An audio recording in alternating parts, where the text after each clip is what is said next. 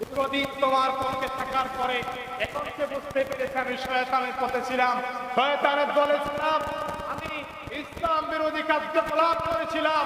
আজকে থেকে শপথ নিচ্ছি, শয়তানের পক্ষে নয়, ইসলাম বিরোধী নয়, আমি আল্লাহর পক্ষে, ইসলামের পক্ষের দলের কাজ করব।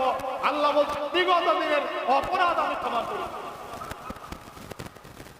আল্লাহ রাব্বুল আলামিন বলেন ইন্নামা যালিকুমুশ শাইতানু ইউখাউফু আউলিয়াআ ফালা তাখাফুহুম ওয়া খাফুনি তুমিনিন।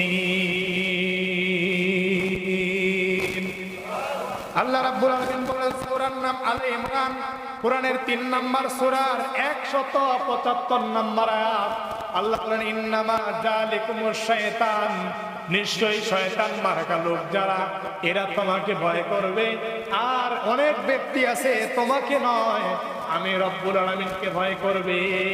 সুবহানাল্লাহ। আপনি কাকে ভয় করবেন? কাকে? বলেন না কেন?